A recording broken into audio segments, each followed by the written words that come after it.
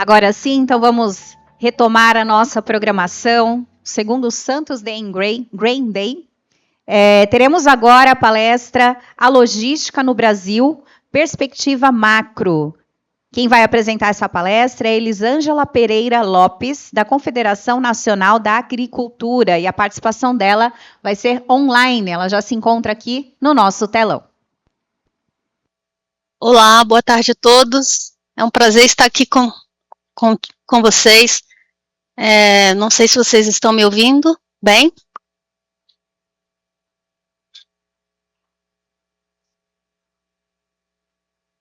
Estão me ouvindo?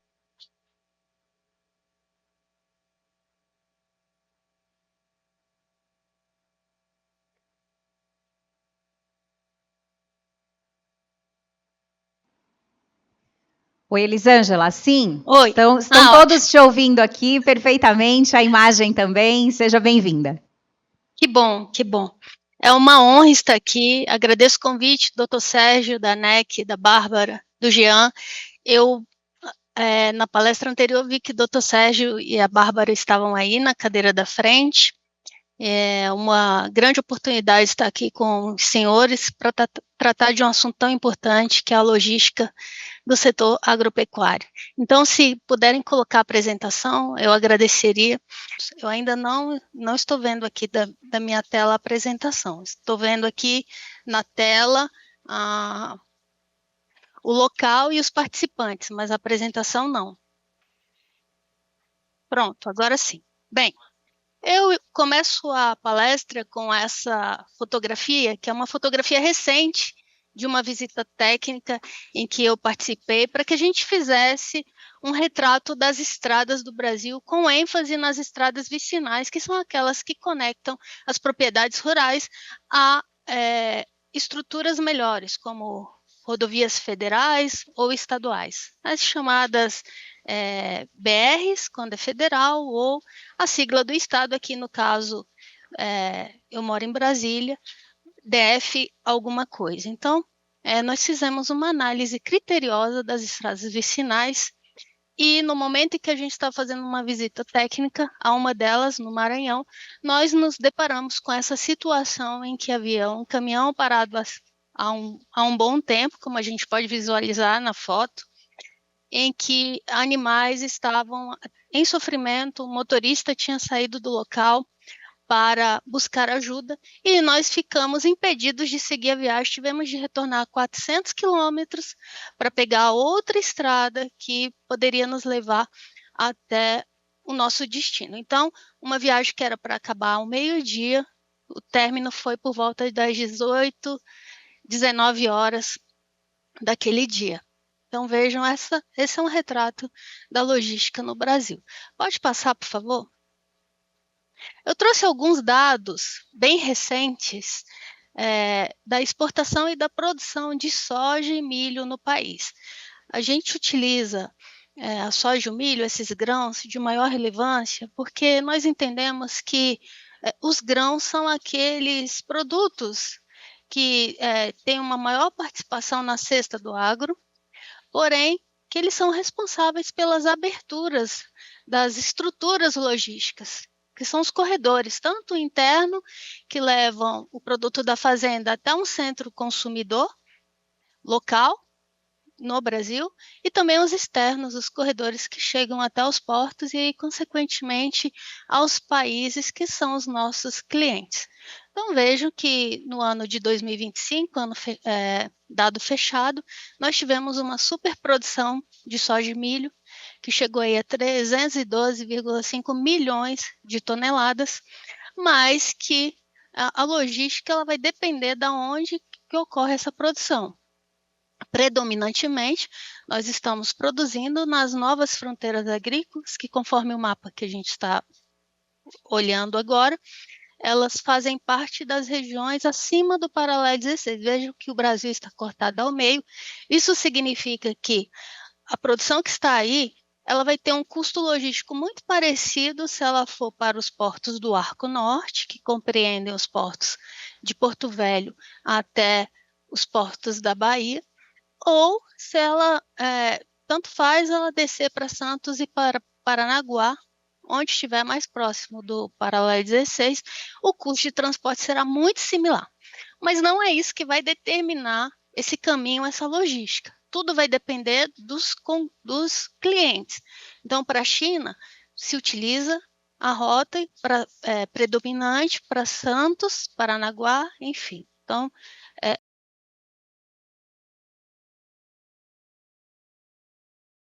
de tudo que foi produzido de grãos,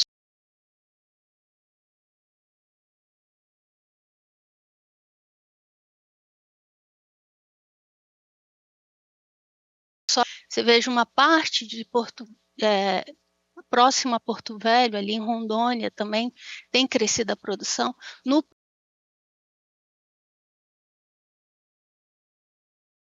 Para produtoras, ainda assim, exportamos menos de 35% nos portos do Arco Norte. Temos de enfrentar grandes distâncias para o sul e para o sudeste. Vejam aí que Santos, onde vocês estão agora, e eu gostaria muito de estar, mas a gente teve de dividir as agendas, né? Sair de Brasília.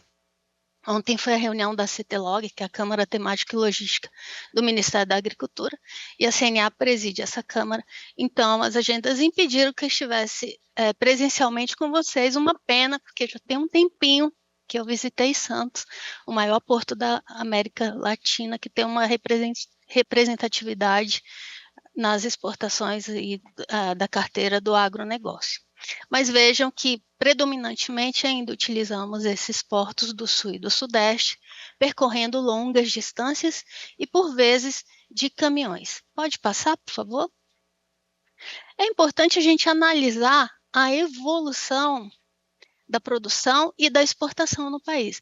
Embora a gente ainda exporte menos pelos corredores, pelos portos do Arco Norte, do centro-norte do país, menos de 35%, vejam que esse número foi muito menor ali quando a gente compara os dados de 2009 com o último de 2025. Então, ali pelos portos do Arco Norte em 2009, nós transportávamos cerca de 7 milhões de toneladas, e agora nós chegamos a quase 60 milhões de toneladas, e a expectativa é que esse número aumente cada vez mais.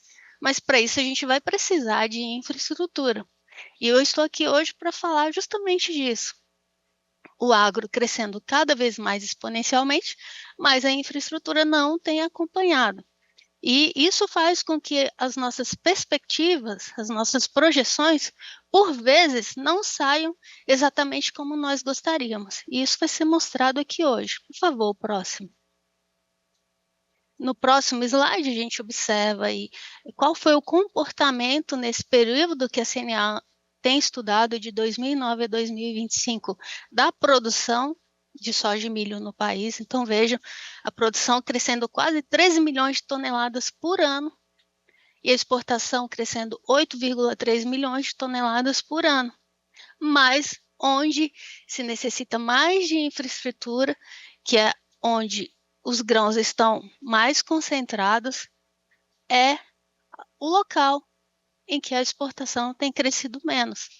Veja, a produção acima do paralelo 16 cresceu mais de 10 milhões de toneladas por ano, e a exportação pelo Arco Norte, que são aqueles terminais mais próximos de Mato Grosso, Mato Piba, enfim, desses estados, tem crescido 3,3 milhões de toneladas ao ano. Então, a gente tem aí uma diferença de quase 7 milhões de toneladas, que equivale um pouco mais da capacidade de um terminal. Então, a produção tem crescido um terminal a mais, um terminal portuário a mais por ano nessas regiões de novas fronteiras agrícolas, e não tem sido criada capacidade para assimilar essa produção. Então, isso tem se mostrado um grande gargalo, como a gente vai ver nos slides que sucedem. Por favor, eu peço que troque o slide. Mostra aqui o comportamento da movimentação de cargas do Arco Norte, onde a gente viu aí que os portos que ficam situados no Maranhão e também em Belém, antes tinham uma movimentação pequena, abaixo da capacidade de um terminal, veja, 3 milhões de toneladas, 2 milhões de toneladas, e agora eles estão entre os 4 maiores sistemas portuários do Brasil. Então, eles perdem apenas para Santos e para Paranaguá, que a gente vai ver no slide a seguir, mas veja que os portos de Itaqui, Ponta da Madeira, São Luís e também ali do complexo Belém, Guajará, já chegaram a escoar perto de 20 milhões de toneladas por ano. Então, um crescimento expressivo. E isso por conta de uma lei que permitiu que se instalasse terminais de uso privado ali, naquelas regiões, bem como no Brasil como um todo também. No Porto de Santos foi permitido o arrendamento de terminais, que fez com que houvesse o mesmo comportamento de crescimento de movimentação de carga, aderindo às necessidades do setor agropecuário, porque se nós hoje tivéssemos aí com o cenário de 2013, certamente não teríamos terminais portuários para exportar os grãos, a soja e o milho, e teríamos, em contrapartida, aquele movimento de filas de caminhões e um caos total para o escoamento dos nossos produtos. No próximo, a gente vê o mesmo comportamento relacionado com os portos do Sul e do Sudeste. Por favor, pode mudar o slide. Então, vejam aí que também, com o advento da Lei 12.815, terminais em arrendamentos foram instalados e vejo o crescimento se destacando Santos e Paranaguá, Santos já atingindo aí 60 milhões de toneladas, em 2023 chegou a mais de 61 milhões de toneladas, também em razão de mudanças operacionais e mudanças na regulamentação. Exemplo da Lei 12.815, que eu já mencionei, mas também a questão de agendamento de caminhões, investimentos para melhorar os equipamentos portuários, aumentar o calado ou manter a profundidade da costa brasileira, enfim. Então, tudo isso trouxe benefícios para o setor agropecuário. Mudando o slide, por favor. Aqui a CNA ela adotou um indicador para mostrar como que, de fato, a exportação do complexo soja e milho tem aumentado nos portos do Arco Norte. Então, a gente começou aí um comparativo do somatório de tudo o que foi exportado nos terminais do Arco Norte, que vão desde ali de Porto Velho, passando por Amazônia, Belém, Maranhão, chegando até Salvador, faz o somatório e compara com o que foi movimentado no Porto de Santos. O que isso tem a ver? Nada. Vou logo falar, que tipo de comparativo é esse?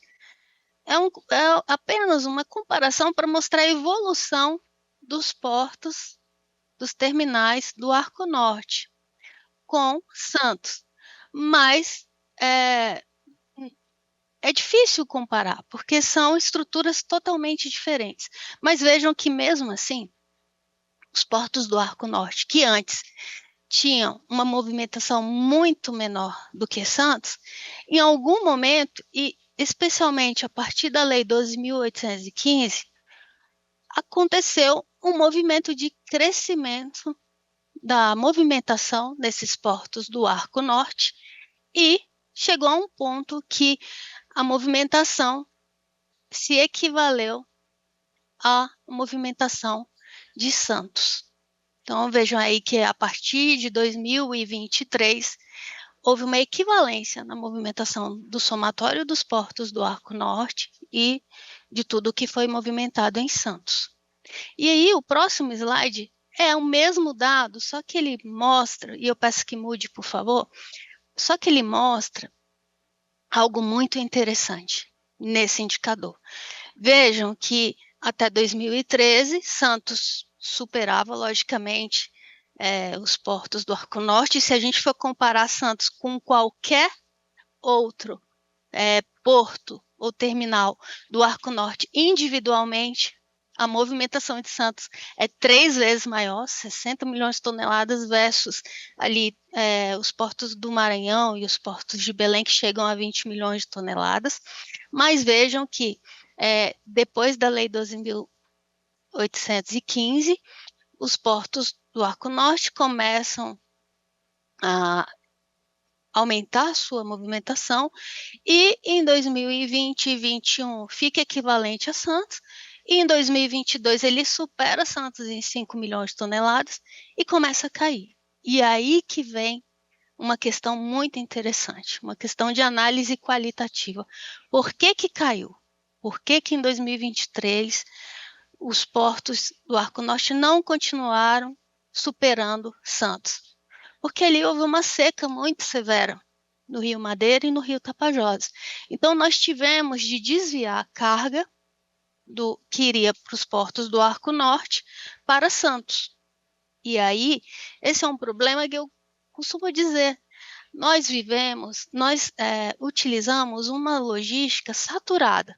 Qualquer acontecimento que não estava previsto pode trazer consequências gravíssimas para o escoamento dos produtos agropecuários. E foi o que aconteceu aí em 2023. Então, a falta de manutenção adequada do Rio Madeira e do Rio Tapajós, naquele ano que a seca foi severa e que os rios baixaram mais do que o costume, nós tivemos de desviar a carga. E continuamos assim até que sejam feitas alterações significativas e que se dê relevância aos nossos rios, de maneira que eles se tornem hidrovias. Veja que em 2024, o somatório do Arco Norte superou Santos novamente, e em 2025, mesmo com uma safra recorde, nós não tivemos esse desempenho, mas por outras razões. Nós deixamos mais produtos guardados no país, então aí esmagamento de grãos, teve uma relevância, então nós ficamos com mais produtos do que nós exportamos. A China reduziu também um pouco as suas exportações, as exportações para a China, aliás, foram reduzidas um pouco. Em razão disso, também isso influenciou nesse número, nessa análise que nós fazemos da avaliação entre os portos do Arco Norte e de Santos. O próximo. Esse é um dado que eu tenho de agradecer mais uma vez à ANEC. A ANEC nos fornece todos os anos, não apenas para fazer o mapa do Arco Norte, foi o primeiro que eu apresentei. Sem a ANEC a gente não teria esse mapa do Arco Norte, e em comparação com a exportação dos portos do Sul e do Sudeste, e também não teríamos esse comparativo de custos que envolve aí os maiores produtores, Brasil, Argentina e Estados Unidos. Então, veja que esse dado é super recente, o JAME passou no mês anterior, no mês de março, e mostra aí os problemas que o setor agropecuário enfrenta, com destaque aqui para a movimentação de grãos, em razão da falta de infraestrutura. Então, vejam aí um comparativo dos fretes com a Argentina e os Estados Unidos. Vejam que quando a gente simula a soja saindo de caminhão para chegar até a China, nós temos aí um custo que se soma ao trajeto que é feito marítimo. Então, aqui nós temos um número base de quanto que é esse custo de transporte. Quando a gente faz uma simulação com outra rota, que é a rota que vai de Sorriso, no Mato Grosso, até Santos, nós temos uma redução desse custo de transporte, porque há uma interação entre o caminhão e o trem, e que aí, nesse caso, é de $149 por tonelada. Eu vou pedir para que vocês deixem para mim o slide cheio, porque quando reduz eu não consigo ver nenhum dos números, tá? Então, se puder manter assim do jeito que está, eu agradeço muito. Então, veja, $149 por tonelada, e há uma diminuição de quase 12%, porque você faz uma interação do caminhão com o trem, então há uma intermodalidade, E quando você utiliza outra rota, que é de Sorriso até Miritituba, utilizando ali de Miritituba a Barcarena, o rio Tapajós e depois fazendo o trajeto marítimo, também há uma redução, que infelizmente por causa das questões da guerra, enfim, houve um aumento no custo marítimo, mas quando a gente faz só o somatório da logística nacional do Brasil, veja, o caminhão, $65 por tonelada, mais a barcaça, $24 por tonelada, isso dá cerca de $89 por tonelada. E a gente compara com um trajeto que é só de caminhão de Sorriso até Santos de R$ 116 por tonelada, a redução no custo de transporte interno é de cerca de 44%, porque você está utilizando o modo de transporte mais barato, que corresponde a 30% do custo do modo rodoviário. Então, isso mostra a necessidade que o país tem de utilizar, de intensificar, de dar uma oferta maior de modos de transporte como o hidroviário e o ferroviário. Quando a gente compara com a Argentina, e é um comparativo que eu não gosto de fazer, e vou explicar por quê. Aqui no Brasil, a gente tem de percorrer 1.500 quilômetros, 2.000 quilômetros da fazenda até o porto. Na Argentina, essa distância é muito menor. São 300 quilômetros apenas. Então, isso para um caminhão é perfeito. Um caminhão até 500 quilômetros é perfeito. Mas quando a gente supera esses 500 quilômetros, os custos logísticos aumentam muito.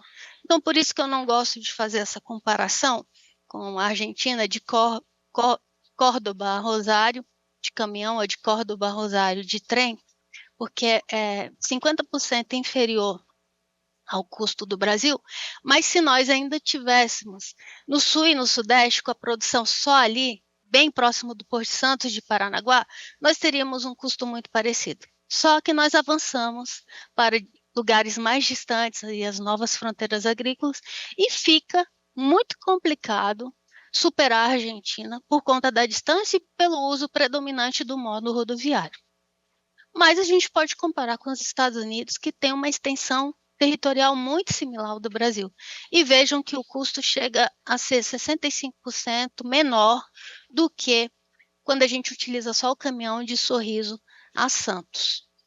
Isso porque eles utilizam ali o Mississippi de forma intensiva. E nós poderíamos fazer a mesma coisa. Uma frase que sempre é dita que o Brasil tem vários Mississippis.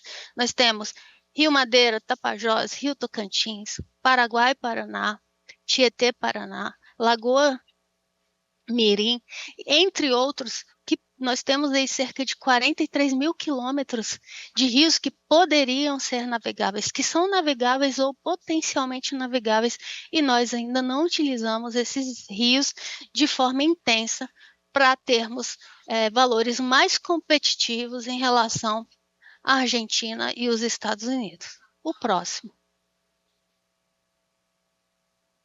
E aqui fica muito claro que a nossa logística ela se encontra defasada dessa forma, porque os investimentos ainda são aquém daqueles que são necessários para acompanhar o desempenho do agro. Vejam, nós temos aí uma safra de mais de 300 milhões de toneladas, que a estimativa agora da Conab é que supere os 350 milhões de toneladas, e os investimentos em infraestrutura, eles têm sido aquém daquilo que o agro almeja e que o agro precisa. Mesmo assim, a gente vê que nos últimos anos houve uma evolução, tanto em investimentos públicos como em investimentos privados. Vejam aí que a iniciativa privada foi o motor, o indutor de investimento em infraestrutura.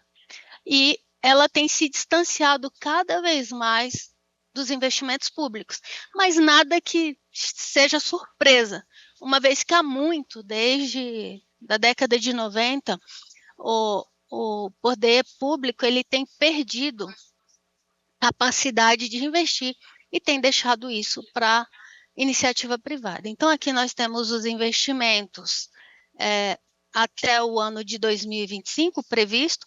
No próximo, nós vamos ter, por favor, eu peço que mude o slide, nós vamos ter os investimentos em transporte e logística.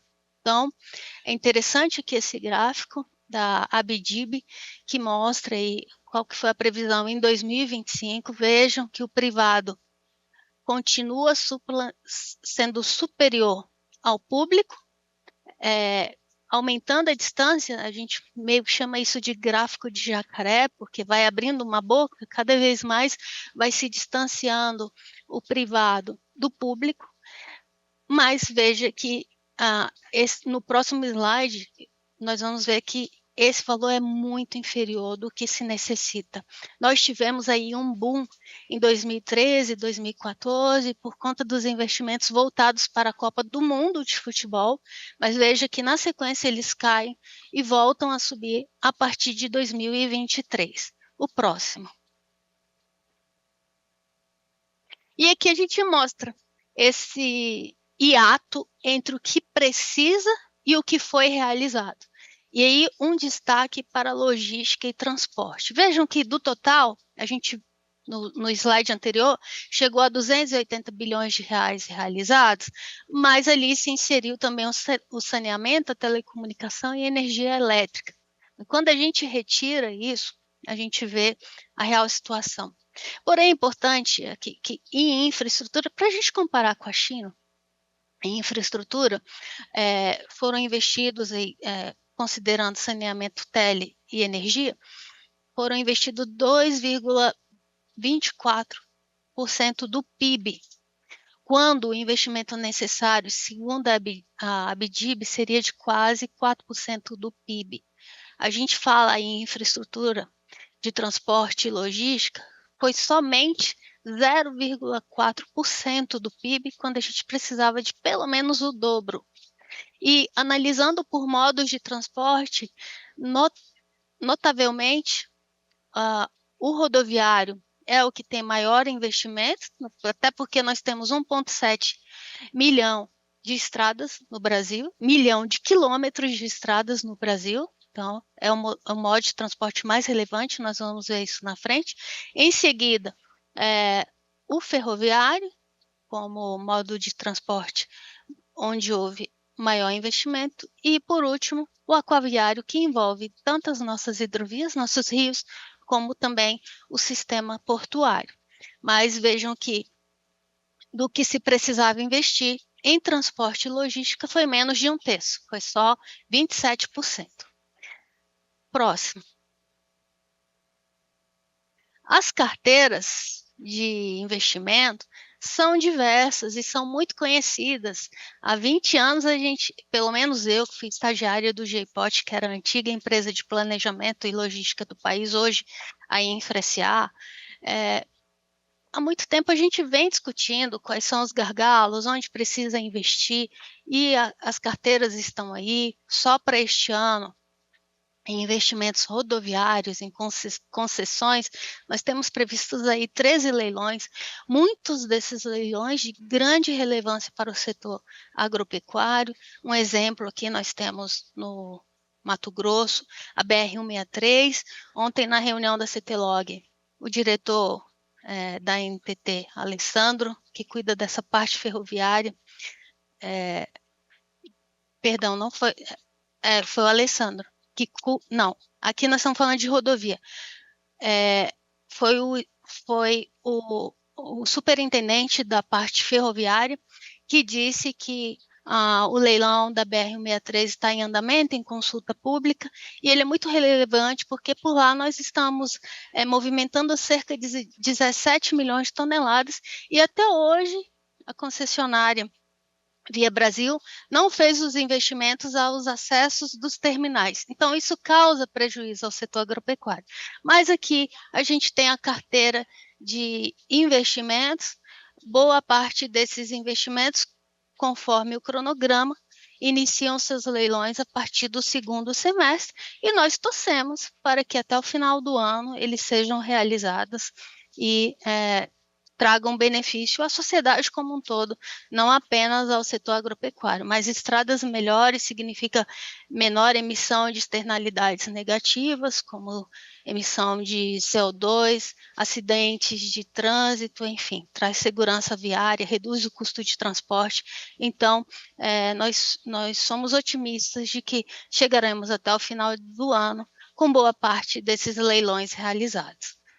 No próximo slide, por favor, nós temos o mapa de carteiras de infraestrutura ferroviária. E aí sim, ontem o diretor da NTT, ele tratou de obras que são consideradas prioritárias para o transporte de produtos agropecuários e que estão plotadas aqui, que envolvem a ferrovia de integração Oeste-Leste, que se conecta até a Bahia, e a ferrovia de integração Centro-Oeste, que fica predominantemente ali na Interlândia do Mato Grosso, e a Ferrogrão, que a gente vê todas aqui, que também estão previstas. Algumas já estão em obras, então a gente vê aí parte da FIOL 1 já está concluída, porém necessita de que se resolva uma questão da operação dela, que hoje está concedida à BAMIN, mas deve acontecer uma troca, né? A FIOL 2, que está em construção, com cerca de 70% já de avanço. A FIOL 3, que vai se conectar à Ferrovia Norte-Sul, que ainda está em estudos. A FICO 1, que encontra-se com 30% das obras realizadas, até Água Boa, no Mato Grosso. E a Ferrogrão, que é uma grande incógnita. A previsão é de que o leilão aconteça ainda neste ano, a partir do segundo semestre, mas a questão ainda está sendo discutida no Supremo Tribunal Federal. O próximo. Antes de tudo, de entrar nos detalhes por modo de transporte, é só importante dizer que nós estamos acompanhando todas essas intervenções, tanto ferroviárias como rodoviárias, os leilões, as duplicações, pavimentações de trechos que são relevantes para o setor agropecuário, acompanhando as questões das ferrovias, do andamento das obras, inclusive esse imbróglio da Ferrogrão no Supremo Tribunal Federal, e a gente tem feito isso há muito tempo já. E o avanço é muito irrelevante perto da necessidade do agro. Isso faz com que os custos de transporte aumentem de forma expressiva, como a gente viu naquele comparativo produzido pela ANEC.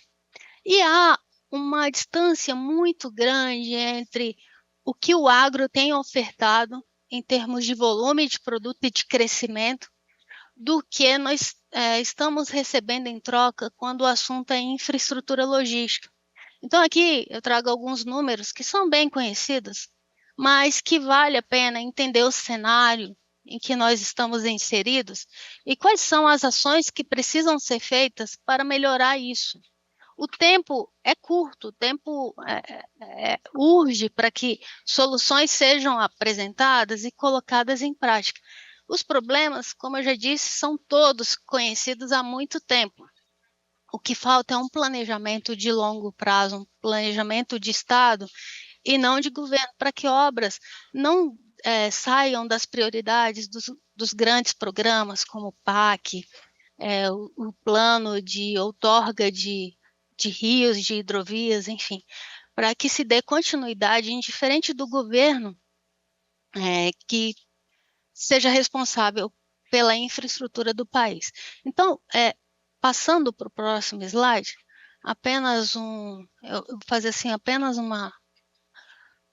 um adendo sobre as características dos modos de transporte no Brasil. O modo rodoviário ele é predominante, são 1,7 mil quilômetros de estradas, dessas somente 12,5 são pavimentadas e na sequência nós utilizamos os outros modos de transporte para movimentação de carga. Vejam que do todo de rodovias no país, somente 216, quase 217 mil quilômetros são pavimentadas. Nós temos quase 31 mil quilômetros de ferrovias, que mais à frente eu vou tratar sobre esse ponto, e quase 21 mil quilômetros de rios, nos quais a gente navega durante um certo período do ano. O próximo. Desses 12,5% de estradas pavimentadas, a pesquisa CNT ela costuma avaliar metade, e na última pesquisa ficou bem claro que 62% dessas estradas, um pouco mais de 100 mil quilômetros, apresentam problemas na sua pavimentação, na sua sinalização e também na geometria das vias. E isso faz com que o custo operacional, ou seja, o custo do caminhão de levar uma carga do ponto A ao ponto B, aumente, às vezes chegue perto de duplicar em regiões do país. Veja que há uma diferença entre as regiões. Na média do Brasil, o custo operacional, em razão dos problemas nas nossas estradas, chega a aumentar um pouco mais de 30%. Mas no norte, e aí nós temos o exemplo da BR-319, que já foi uma rodovia e que hoje parte dela ali no meio da estrada não tem mais pavimento e está passando por um processo de licenciamento para se pavimentar uma estrada que já teve licenciamento, que já foi pavimentada, mas que ao longo dos anos, por falta de investimento, deixou de ter a manta asfáltica e hoje precisa de licenciamento para iniciar uma nova estrada. Então, veja aí o norte, o custo operacional ele aumenta cerca de 40%, um pouco mais de 40%. A próxima. E isso a gente está falando de estrada pavimentada, mas quando a gente toca no assunto daquela primeira foto que eu apresentei, das estradas vicinais, a situação é um pouco pior, ou muito pior. Como vocês estão vendo aqui, a gente tem um exemplo do Mato Grosso. O Mato Grosso hoje produz 107 milhões de toneladas de grãos. Para 2039, a expectativa 2035, perdão, a expectativa é que se chegue a 149 milhões de toneladas. Então, aqui a gente tem um cenário de quais são as estradas que servem o Mato Grosso, e a gente fez isso para o país todo. Então, hoje, o estudo da CNA mostrou que o Brasil tem 2,2 milhões de quilômetros de estradas vicinais, e vejam aí que o Mato Grosso, só por curiosidade, o estudo vai contemplar todos os estados, que o Mato Grosso ele se encontra na 5ª posição nacional de extensão de estradas vicinais. O próximo. E nesse estudo foi possível visualizar em 4 dimensões quais seriam as estradas prioritárias para movimentar esse volume que a gente está vendo aí, esse volume de produtos do setor agropecuário, 1,4 bilhão de toneladas. Então, é muita coisa para se movimentar nessas estradas, que são estradas secundárias, que se conectam a estradas federais e a estradas estaduais. O próximo. A metodologia ela foi justamente para isso, para ver, porque é impossível você cuidar de 2,2 milhões de quilômetros de estradas vicinais. Então, ali no estudo, sobre 4 dimensões, nós observamos quais seriam as prioritárias para aquela produção, que eu apresentei anteriormente, e as dimensões consideradas foram as econômicas, então, a quantidade de produção por micro-região, o número de empregados, as dimensões sociais, número de crianças que precisam ir para a escola, número de trabalhadores que transitam da fazenda à cidade, da cidade à fazenda, a questão ambiental que compreendeu, por exemplo, a quantidade de chuva, porque isso faz com que uma estrada vicinal ela mude sua configuração de um dia para o outro, e a dimensão infraestrutural, que estava relacionada com as condições das estradas. Então, aqui a gente tem diversas patologias observadas nessas estradas que muitas vezes impedem a movimentação de carga e geram perda de carga também. Vejam aí patologias que vão desde excesso de água ou a falta de água que gera erosão, que gera excesso de pó, até mesmo a infraestrutura que para uma estrada vicinal é a mais cara, que é relacionada com as condições das pontes. Então, nós mapeamos todas essas patologias no próximo e chegamos a um número parecido àquele da CNT, que a CNT ela mostra quanto precisa investir no Brasil para melhorar as estradas pavimentadas, mas ela mostra ali que, por falta de estrada adequada, o custo operacional aumenta aí, na média do Brasil, 31%. E aqui a gente viu que, no caso das estradas vicinais, o Brasil perde por ano 6,4 bilhões, porque o custo operacional aumenta nesse patamar. Então, a gente gasta hoje cerca de 16,2 bilhões para movimentar toda aquela produção, quando a gente poderia gastar 9,8 bilhões e guardar aí cerca de 6,4 bilhões por ano. Próximo.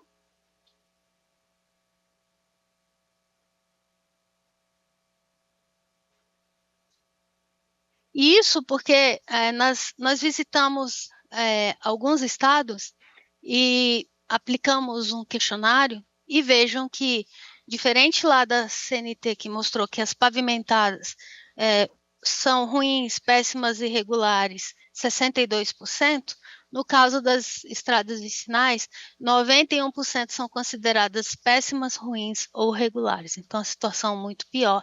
E, por vezes, elas não são consideradas nos planos. Mas, felizmente, depois da pesquisa da CNA, o Ministério dos Transportes criou um capítulo dentro do PNL 2050 que traz uma questão, uma priorização para investimento em estradas vicinais. Então, esperamos que para os próximos anos, até 2050, a gente tenha uma mudança em relação, e essa é uma das perspectivas, que a gente tenha uma mudança em relação ao tratamento que é dado às estradas vicinais. O próximo. Aqui mostra a questão, é bem curiosa, eu vou passar muito rápido.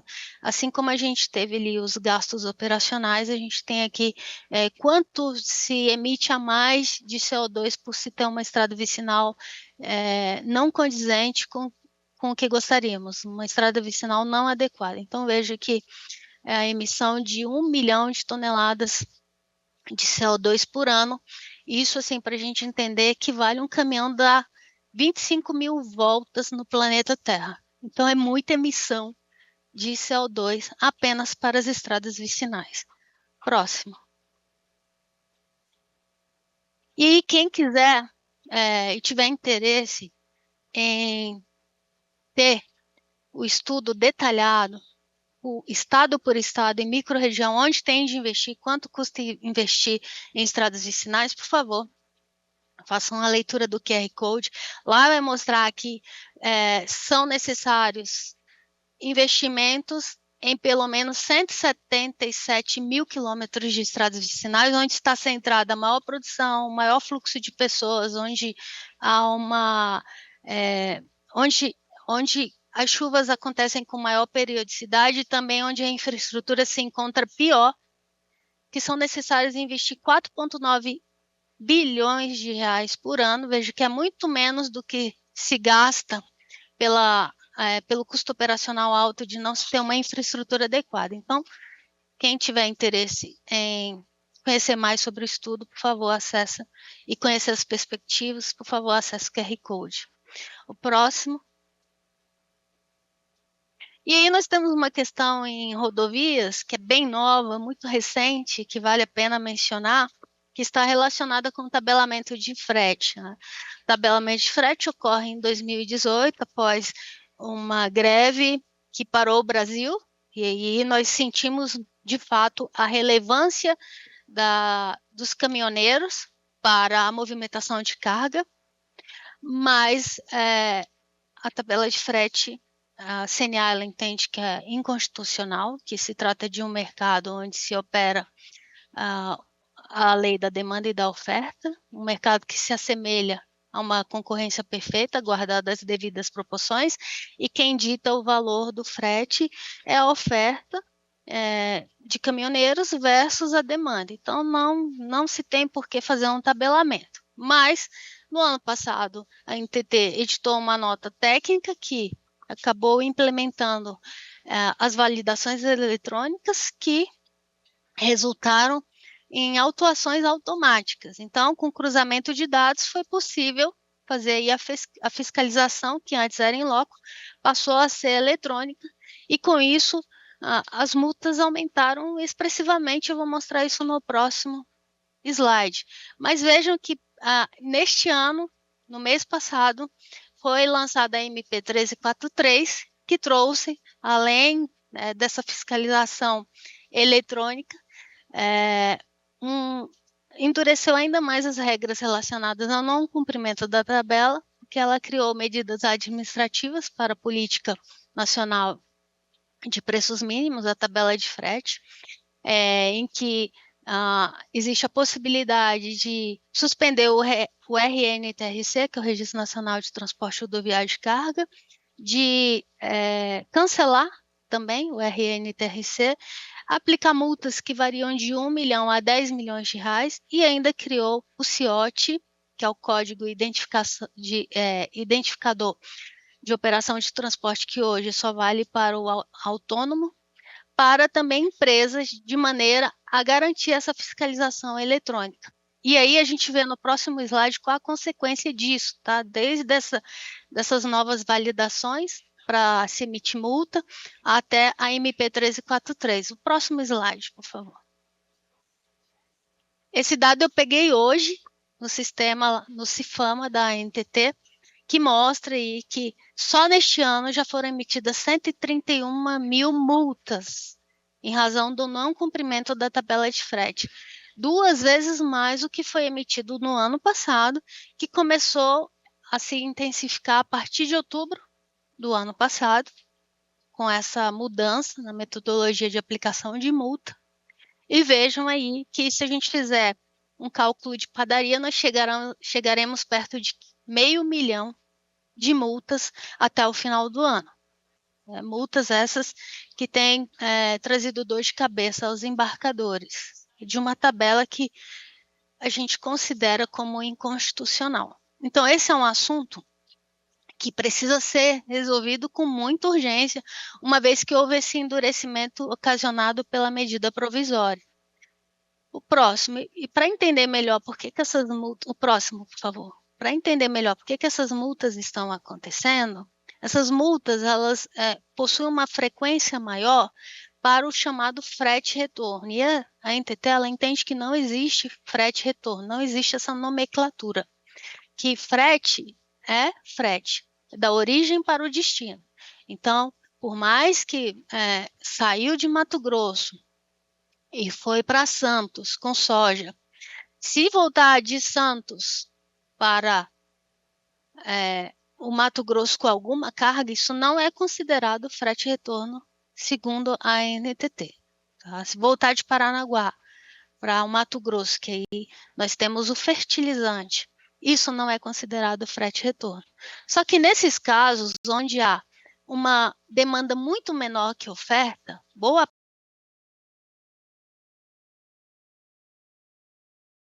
parte atingir aquilo determinado pela tabela de frete. Então, eles são 30% a 40% abaixo da tabela de frete. Nos próximos slides, isso vai ficar mais claro, que aí trouxe números, por favor. O próximo. Então, vejam aí, quando a gente fala de grãos, o transporte, comparando aí o que o mercado está praticando com a tabela de frete, a política de piso mínimo, nacional de piso mínimo, vejam que o frete de mercado está em amarelo, ele está de acordo com a tabela de frete. Veja aí, principalmente para caminhões com 9 eixos, porque tem um ganho de escala. Quando passa a ser caminhões menores, então acontecem algumas situações do frete de mercado ficar um pouco abaixo ali dos caminhões de 6 eixos. Mas veja ali, entre outubro até início de janeiro. Aí começa de novo o pico da safra e o frete aumenta para além da tabela. Mas no próximo slide, por favor, a gente vai ver que com fertilizante é totalmente diferente, porque a demanda é muito menor por caminhão. Então, vejo que é nesse ponto que não se consegue cumprir a tabela de frete. Só para vocês terem uma ideia, a ANUT fez uma avaliação que mostra que há produtos que a tabela de frete, o frete praticado, tem um valor maior do que o próprio produto. É o caso do sal de Mossoró, que vem de Mossoró, no Rio Grande do Norte. O frete chega a ser 4 vezes o valor do produto, do sal, para mostrar que a tabela ela possui inconsistências nas suas metodologias, porque o Brasil é muito diverso. São várias regiões, vários produtos, diversos tipos de caminhões, diversos trechos, e fica difícil mensurar isso numa tabela. Então, a CNA, na MP, ela fez algumas emendas, colocou algumas emendas. As principais estão relacionadas com essas multas, essas penalidades, essas punições, elas só podem acontecer depois que o Supremo julgar essa matéria, que a gente pediu desde 2018 e ainda não foi julgado.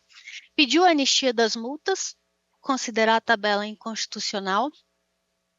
Também pediu mais prazo para a implantação do CIOT, embora a gente entenda que o DTS seria o instrumento mais correto para embarcadores, e pediu que a tabela seja transformada em referencial. Seja apenas uma referência, como a gente está vendo aqui. Em alguns momentos, quando se trata de soja, o valor praticado no mercado é até maior do que o referencial. Mas em outros, como produtos de retorno, fertilizantes, sal, enfim, que a demanda é muito menor por transporte, não tem como chegar ao valor da tabela.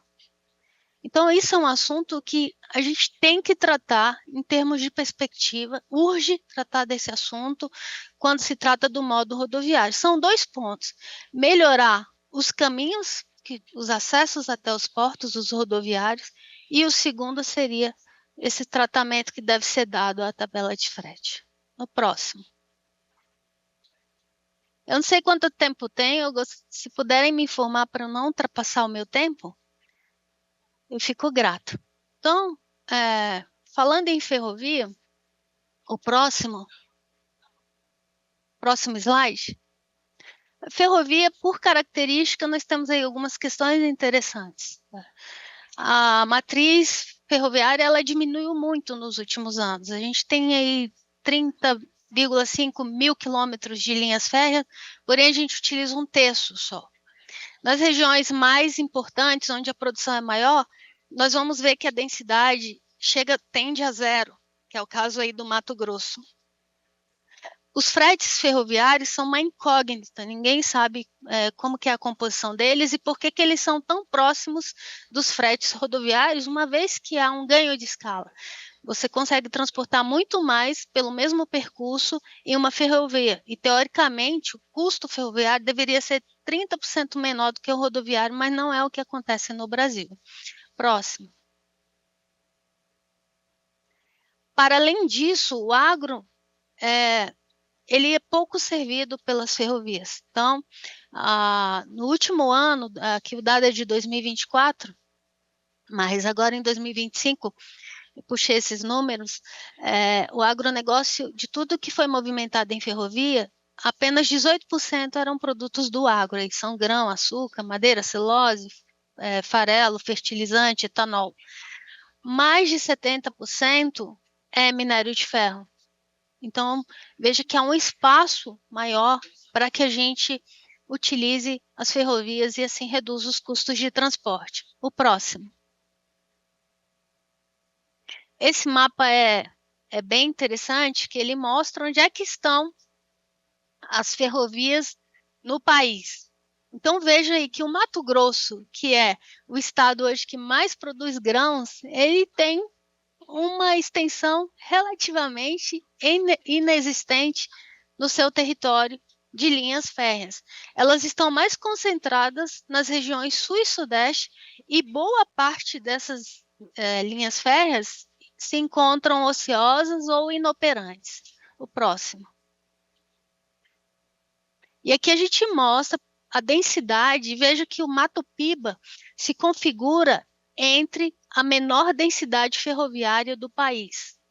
Então, vejamos, Maranhão, Tocantins, Bahia, Piauí, Mato Grosso e Pará, as regiões de novas fronteiras agrícolas, não são servidas de forma adequada pelas ferrovias. E é onde se tem a maior produção hoje. Então, cadê a Ferrogrão? Cadê a conclusão da FICO, da FIOL? A Transnordestina ela já chegou até o Ceará, mas tem o trecho que vai para Suape, em Pernambuco. Em sendo ela viável, tem, obviamente, reestruturar esses estudos para saber da viabilidade dessa ferrovia, mas vejam que nessas regiões acima do paralelo 16, a densidade ferroviária é superficial, de certa forma inexistente. Próximo. E aqui a gente tem dos 30,5 quilômetros, sem operação, são quase 12 mil quilômetros, quase 40%. E aí vocês vejam que, funcionando a pleno vapor, já que a gente está tratando de ferrovia, nós temos aí cerca de 3 mil quilômetros, baixa ociosidade, e média ociosidade 7 mil quilômetros, então aí quase 10 mil quilômetros funcionando bem, mas o resto, ou com alta ociosidade, alta ociosidade significa aí uma ou duas operações, ou nenhuma operação por mês, ou por ano. Próximo. E isso tem um custo alto para commodities que necessitam aí de infraestrutura com alta capacidade. Então, vejo, o último estudo atualizado da Ferrogrão, que teve atualização em 2025, demonstrou, fazendo um comparativo de grão saindo de Lucas do Rio Verde até um porto pela Ferrogrão, e fazendo um comparativo com a Malha Norte e a Malha Paulista, o custo seria 40% menor se a gente utilizasse essa rota da Ferrogrão. E aí nós temos uma projeção de demanda para 2050 de 62 milhões de toneladas para Ferrogrão, que não é difícil de acontecer, uma vez que só em 2035 o Mato Grosso já vai responder por 149 milhões de toneladas de grãos. Então, aí só mostra a relevância de se implantar esse tipo de infraestrutura. Próximo. E agora a gente entra na hidrovia, que é o modo de transporte que recebe menos recursos. Foi criada, felizmente, uma secretaria de hidrovias no Ministério de Portos e Aeroportos, e alguns avanços estão acontecendo, mas muito aquém do que a gente deseja e do que a gente precisa para o agro. Então, vamos lá, os números de hidrovias, rapidamente. Então, veja, a gente poderia navegar, são 63 mil quilômetros de rios no Brasil, mas óbvio que alguns não são navegáveis, teriam de fazer intervenções muito custosas, com custos muito, muito elevados, mas desses 63, 43 mil quilômetros são navegáveis ou potencialmente navegáveis, e a gente está navegando aí perto de 21 mil quilômetros já há um bom tempo. Esse número aí não muda. Próximo. E para se considerar uma hidrovia, precisa minimamente dessas intervenções. Então hoje a gente tem aqui no Brasil vias naturalmente navegáveis, é esse desenho do meio, que tem alguns obstáculos e que a gente navega. Por que eu estou falando isso? Porque quando chega a seca, o rio não possibilita a navegação na sua plenitude. Então, quando chega lá em setembro, outubro, novembro, no Madeira, por vezes você tem de reduzir a capacidade das barcaças em 30%, 40%, 50%. Então, você não consegue navegar na sua plenitude durante o ano todo. No rio Tapajós, a mesma coisa. No rio Tocantins, chega um momento que o Pedral do Lourenço aflora e também não se consegue navegar. Então, eu costumo dizer que a gente não tem hidrovias, que a gente tem rios que navegamos durante um período de tempo próximo. E aqui eu estou mostrando para vocês onde está situado no Tocantins o Pedral do Lourenço. E para quem nunca viu, a próxima slide, por favor.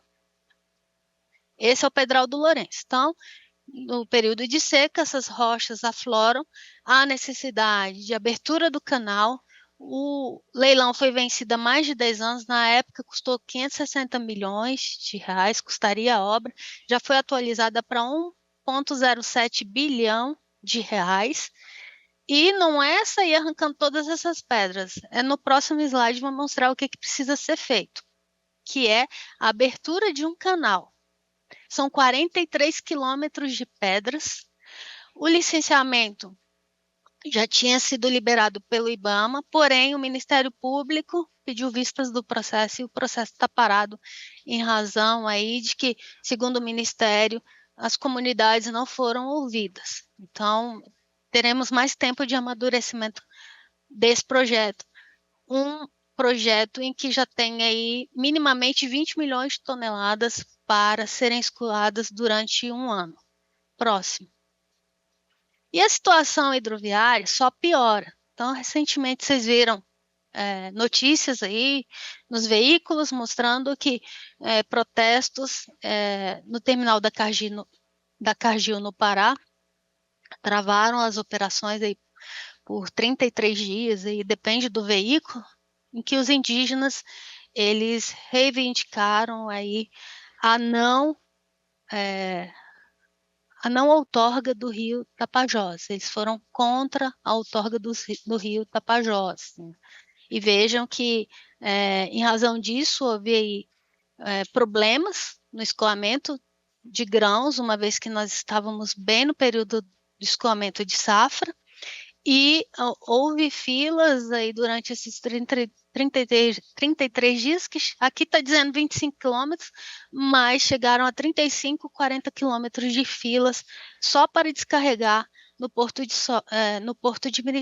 Miritituba. E é onde eu digo, a logística do Brasil funciona no limite. Qualquer ação, vejam, indígenas paralisaram um terminal portuário em Miritituba, foi o suficiente para gerar 40 quilômetros de filas de caminhões que estavam com carga para o escoamento desses produtos nesses terminais. O próximo, por favor. E, em razão disso, veja que o presidente Lula ele revogou o decreto 12.600, que tratava justamente da outorga ali, do Plano Nacional de Desestatização do Rio Madeira, do Rio Tocantins e do Rio Tapajós. Então, essa foi a medida tomada para evitar que nós tivéssemos problemas maiores com o escoamento da safra. E por falta de entendimento das comunidades, porque quando você fala em outorga do rio, eles não entendem que o que vai ser outorgado é o serviço para melhorar o rio. Eles pensam que o rio vai ser vendido à iniciativa privada. Então, é necessário que haja uma melhoria na comunicação. E, para isso, o Ministério de Portos e Aeroportos reuniu, nós estamos participando desse grupo que pretende melhorar a comunicação de maneira que as outorgas dos rios aconteçam, porque para a gente tinha sido um grande ganho quando foi decretado que esses rios entrariam no Programa Nacional de Desestatização, mas bastou uma pressão de algumas comunidades que o decreto foi revogado, e as consequências são diversas. Veja, Cargill desistiu de investir 1,2 bi em projeto de cacau no Pará, que favoreceria o agro, e uma das justificativas foi o impasse que aconteceu no terminal de Santarém. Próximo. Aqui, as perspectivas relacionadas aos rios. Então, veja que aqui esses dados são do DENIT, uma apresentação recente que eles fizeram no Instituto Pesca Agro, que mostra a situação de cada rio. O Ministério de Portos e Aeroportos garantiu que os estudos continuam, mesmo com o decreto revogado. Tá?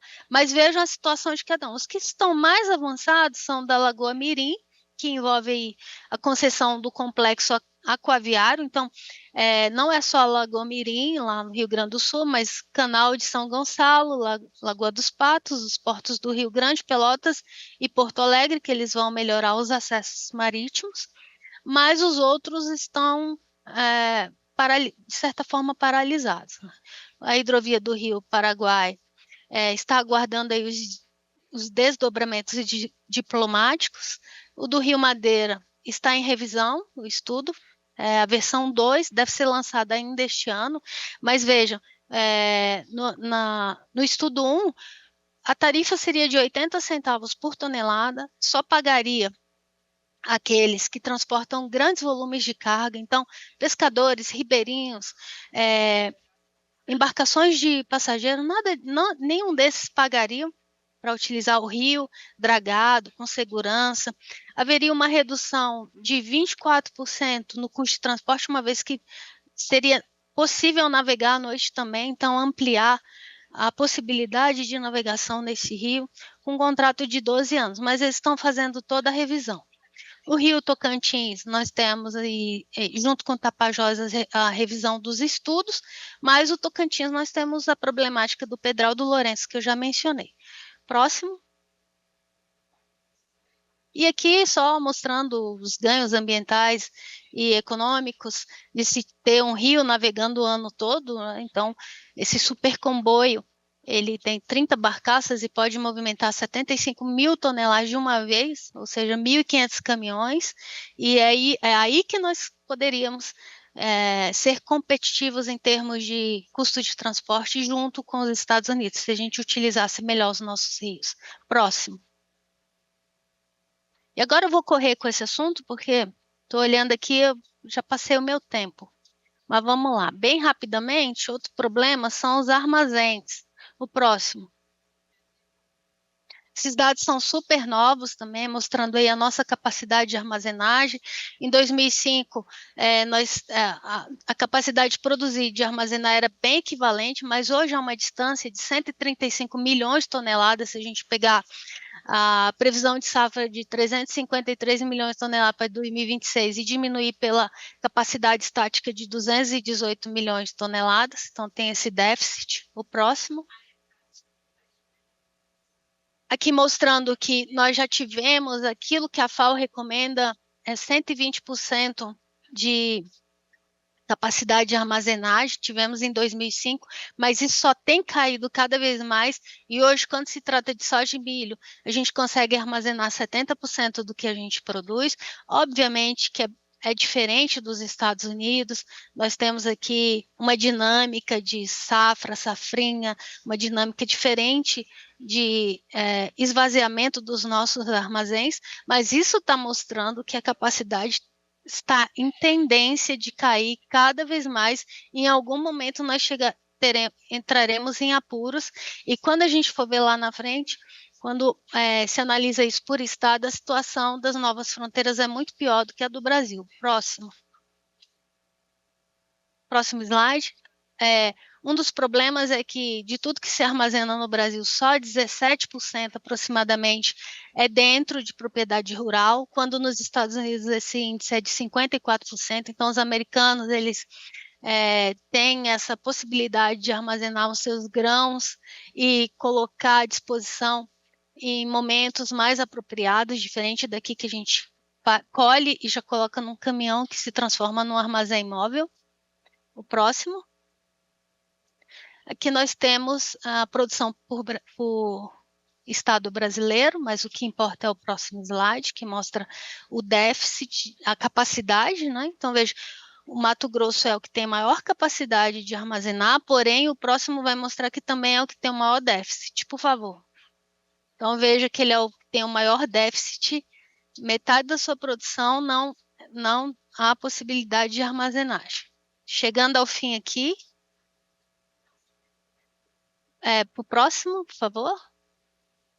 Então, aqui os estados que têm menor capacidade de armazenagem, o Mato Piba, junto com a Bahia, Tocantins e Maranhão, se configura entre menor capacidade de armazém. Estou acabando. Vamos lá, para o próximo. Deixo aqui o QR Code para que vocês vejam o estudo que a CNA lançou de armazenagem e com diagnóstico e o que precisa ser feito para melhorar a armazenagem no Brasil. O produtor ele se queixa de várias questões, inclusive créditos, linhas de créditos que não são atrativas. Próximo. Por fim, nós temos aqui quais são as demandas do agro por tipo de modo de transporte e também de armazenagem, mas eu deixo essa apresentação para que vocês possam ver no maior detalhe, tá? E eu creio que esse é o último slide, por favor. É isso mesmo, gente. Então, eu quero agradecer. Falar de logística em 1 hora é muito pouco, porque a gente tem que passar por todos os modos de transporte, mas eu tentei fazer o mais resumido possível e deixar o máximo de informação com os senhores. Muito obrigada.